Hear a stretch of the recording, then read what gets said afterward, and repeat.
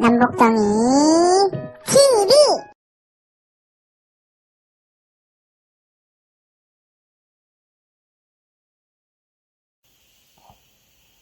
안녕하세요. 역사교실 시간입니다. 오늘은 지난 시간에 이어 제1편 2강 고조선과 초기 철기국가의 등장편입니다. 지난 시간에는 선사시대에 대해서 공부를 해보았는데요. 오늘은 한반도에 최초로 등장한 국가 고조선과 초기 철기국가들에 대해서 살펴보겠습니다.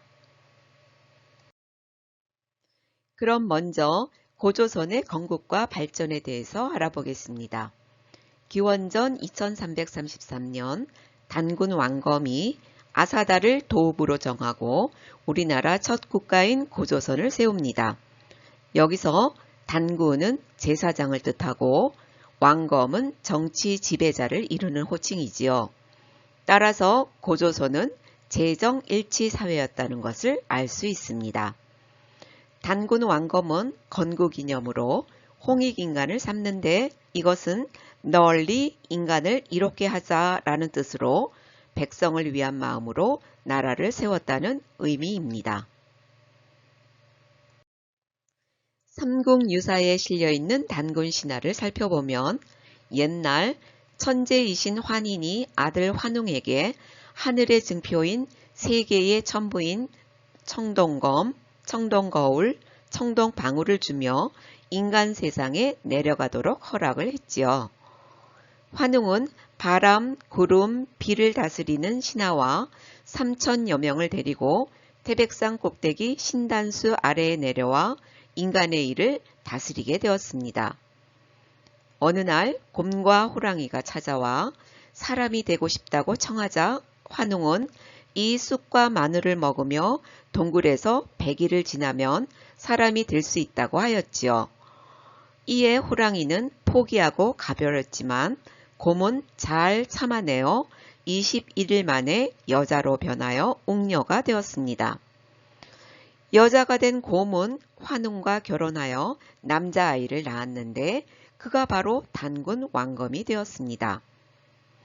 이 신화에서 나타나는 고조선은 하늘에서 내려와 우리 민족을 선택함으로 우리는 선택받은 민족이라는 선민사상, 그리고 인간의 세계로 내려올 때 바람, 구름, 비를 데리고 왔다는 것은 농사의 중요한 환경을 의미하므로 농경사회를 말하고 곰을 숭배하는 지신족과 천신족인 환웅부족의 결합을 나타내는 토테미즘의 신앙을 가진 사회였다는 것을 말하고 있습니다. 이번에는 고조선의 세력 범위를 알아보겠습니다.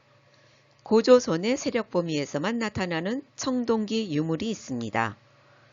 비파형 동검, 북방식 고인돌, 미송리식 토기가 그것인데 이 유물들은 고조선이 있었던 지역에서만 발견되는 유물로 이 유물의 위치로 고조선의 세력 범위를 짐작할 수 있습니다. 다음은 고조선 사회에 대해서 알아보겠습니다. 중국의 역사서 한서지리지 고조선 편에는 고조선 사회를 서술하고 있는데요. 고조선은 연맹 왕국의 성격을 띠고 있고 관료제도가 존재했다고 전하고 있습니다. 토착적 기반인 상, 국왕 직속 관리인 경 대신, 최고 무관인 장군이라는 관료가 있었다는 내용입니다. 이어서 고조선의 8조법을 살펴보겠습니다. 한서지리지에 8조 중 3조항만 전해 내려오는데 사람을 죽인 자는 사형에 처한다. 이는 엄격한 사회 질서와 생명 중시를 나타내고 남에게 상해를 입힌 자는 공물로서 배상한다. 이는 농경사회와 개인 재산을 인정함을 나타냅니다. 또한 남의 물건을 훔친 자는 데려다가 노비로 삼는다. 단 스스로 면하려면 한 사람당 50만 전을 내야 한다. 이는 계급사회와 노비가 존재했음을 나타내고 있습니다. 다음은 위만조선에 대한 내용입니다. 위만조선은 위만부터 아들로 계승해 우고왕까지 3대 86년간 존속하게 됩니다. 기원전 2세기쯤 중국의 진한 교체기에 연나라 위만이 천여 명의 무리를 이끌고 당시 고조선 왕인 준왕에게 신하로 삼아달라고 하자 이에 준왕은 위만에게 고조선의 서쪽 국경을 수비하도록 하였습니다. 그러나 위만은 오히려 왕검성에 쳐들어가 준왕을 축출하고 자신이 왕이 되었습니다. 기원전 194년의 일이지요. 이렇게 왕이 된 위만은 중국으로부터 철기 문화를 본격적으로 수용하여 주변의 진나라에게 비싸게 파는 중개무역으로 이득을 독점하면서 성장하게 됩니다. 이에 한나라 무제는 고조선을 공격하였고 초기에는 선방을 하였지만 결국 화친파 신하들이 항전파 우거왕을 죽이고 한나라에 항복하면서 고조선은 기원전 108년에 멸망하게 됩니다. 한나라는 고조선의 땅에 낙랑군, 진번군, 임둥군, 현도군의 사군으로 나누어 다스리다가 진번과 임둥군은 곧 없어지고 현도군은 서쪽으로 멀리 쫓겨가고 낙랑군은 313년 고구려 미천왕에 의하여 완전히 축출됩니다. 지금부터는 초기 철기국가의 등장과 성장을 살펴보겠습니다. 철기의 발달은 농업 생산량을 폭증시켰고 그로 인해 인구가 증가하면서 더 많은 땅을 갖기 위한 정복전쟁이 활발해집니다. 고조선이 멸망하고 만주와 한반도에는 여러 철기국가들이 생겨나는데 부여, 고구려, 옥저, 동예, 마한, 진한, 변한이 대표적입니다. 먼저 부여부터 살펴보겠습니다. 부여는 만주 숭화강 유역의 비옥한 평야지대에서 농경과 목축을 주로 하며 성장하였고 오부적 연맹체로 국가를 이루고 있습니다. 다시 말하면 왕과 4개의 가가 사출도를 다스리는 체제입니다. 목축을 중시하다 보니 가들의 이름도 동물의 이름을 이용하게 되지요. 말을 나타내는 마가, 소를 나타내는 우가, 돼지를 나타내는 저가, 개를 나타내는 구가가 그것입니다. 풍습으로는 신분이 높은 사람이 죽으면 그가 거느리던 노비와 신하들을 함께 매장하는 순장이 있고 남의 물건을 훔쳤을 때 물건값의 12배를 배상하는 일책 12배법이 있습니다. 제천행사는 곡식을 다 거두고 농사일을 쉬는 12월이 본격적인 사냥철이기에 사냥의 기원을 담아 하늘의 제를 지내는 영고라는 수렵사회의 전통 제천행사를 지냈습니다. 영고라는 뜻은 북을 울리면서 신을 맞이한다는 뜻이라고 하지요. 부여는 494년 고구려에 멸망합니다. 이번에는 고구려입니다.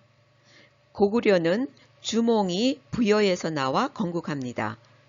고구려도 부여처럼 오부족 연맹체인데 계루부, 연노부, 소노부, 순노부, 전로부로 이루어져 있고 계루부에서 왕을 뽑고 전로부에서 왕비를 뽑습니다.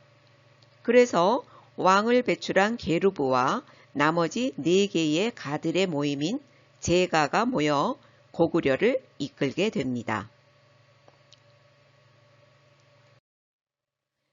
고구려의 풍습으로는 결혼을 한 후 신랑이 신부집 뒤에 작은 집을 짓고 살다가 자식이 성장하면 신랑 집으로 가는 풍습인 서옥제가 있고 형이 죽으면 형수를 동생이 취할 수 있는 형사 취수제가 있습니다. 제천 행사로는 10월에 고구려 시조인 주몽을 모시는 동맹이라는 제천 행사를 국동 대열에서 지내게 됩니다. 옥저를 살펴보겠습니다. 함경도 해안지대의 옥저는 바다 근처라 해산물이 많이 나고 땅도 기름져서 농사도 잘 되었지만 환경적으로 높은 산이 가로막고 있어서 선진 문물 수용이 늦어져 고구려의 압박이 심했습니다. 따라서 특산물인 어물과 소금을 곡물로 바쳐야만 했지요.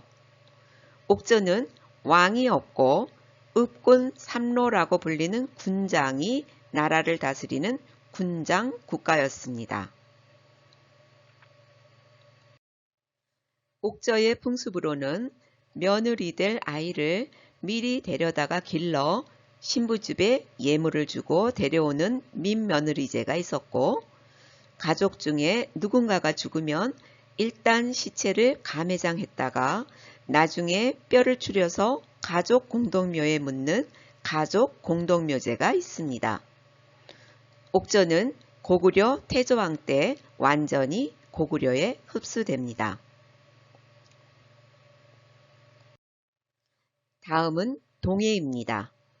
강원도 북부 해안지대에 위치한 동해는 옥저와 마찬가지로 왕이 없고 고구려에 공납을 하면서 살아갑니다. 특산물로는 짧은 궁인 단궁, 키가 작은 말인 과하마, 바다 표범의 가죽인 반어피가 유명하지요. 동해의 풍습으로는 다른 부족의 땅에 함부로 들어가면 노비와 소, 말로 갚는 책화가 있었고 엄격한 조계원 풍습이 있었습니다. 제천 행사로는 10월에 하늘을 향해 춤춘다는 무천이라는 제천 행사가 있었고, 동해는 5세기 광개토 대왕 때 완전히 고구려에 흡수됩니다. 마지막으로 삼안입니다.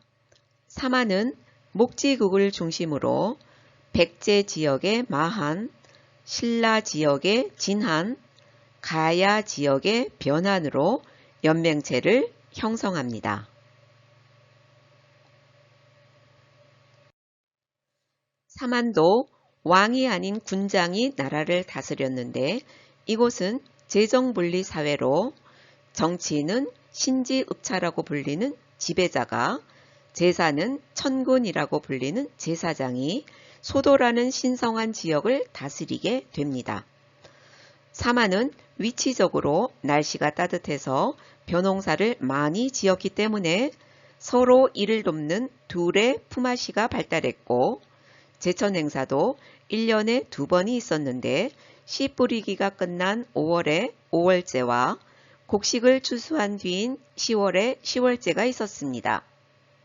삼안 중 특히 변화는 질 좋은 철이 많이 생산되어 외와 낭랑에 수출도 하였습니다. 오늘 강의를 정리해보면 우리 한반도의 최초의 국가인 고조선이 한무제에 의해서 멸망하고 만주와 한반도에는 부여, 고구려, 옥저, 동예, 삼안으로 대표되는 초기 철기 국가들이 형성되고 교류와 경쟁을 통해서 부여, 옥저, 동예는 고구려에 복속되고 삼안 중 마하는 백제로, 진하는 신라로, 변하는 가야로 성장하게 됩니다. 이들 중 고구려, 백제, 신라는 정치 체제도 연맹국가에서 벗어나 중앙집권 체제를 갖춘 고대 국가로 성장하면서 한반도의 삼국시대를 펼치게 됩니다.